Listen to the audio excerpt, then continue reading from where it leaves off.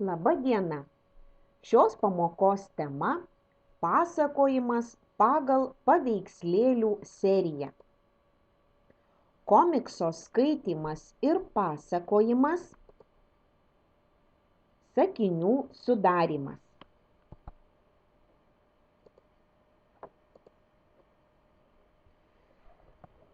Štai čia nupiešti paveikslėliai.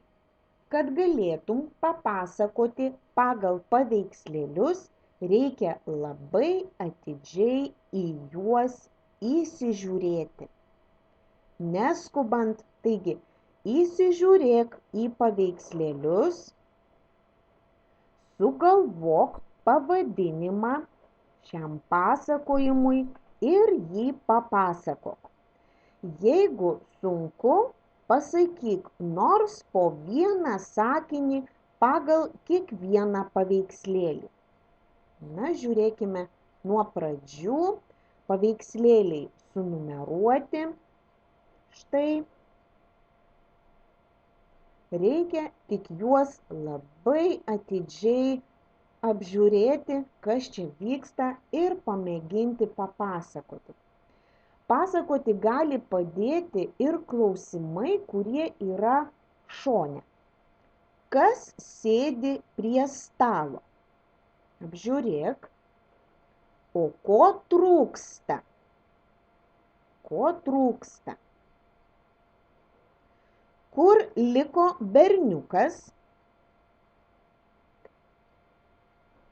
Kur nuėjo tėtis? O dabar palygink antrą ir šeštą paveikslėlį.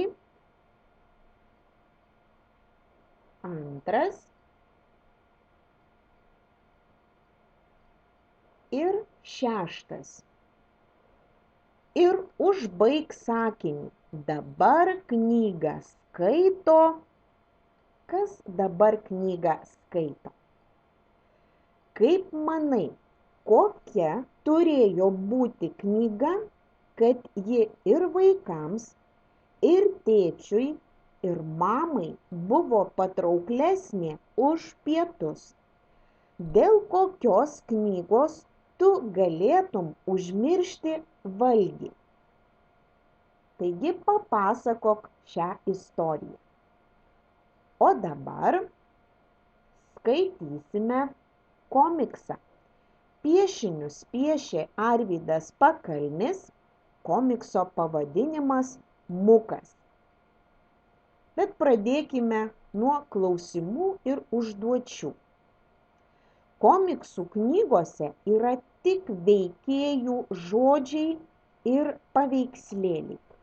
Ar moki juos skaityti? Perskaityk šį komiksą. Perskaitysime šį komiksą. Reikia atkreipti dėmesį, kad sakinių pabaigoje yra šauktukas, klaustukas, klaustukas, šauktukas, daugtaškis, šauktukas. Visus sakinius reikia skaityti labai išraiškingai. Pabandykime perskaityti šį komiksą. Atbėk, gausi dovaną, pelėdą. Įdomu, kokia ji? Gal kaulas? Dovanoju tau knygą. Ne to norėjau. Mukai, kaulą sukrimsi, o knyga liks visada su tavimi. Dabar nuotaikingai papasakok šią istoriją. Pagalvok, kokia pelėda, koks mukas, pridėk savo žodžių, savo sakinių ir papasakok šią istoriją. Ką mukas perskaitė pelėdos laiške? Ką jis galvojo? Ką jam pasakė pelėda? Štai klausimai, kurie tau gali padėti pasakoti. Ką tu jauti gavęs dovanų knygą? O dabar atliksime pratybų užduotis.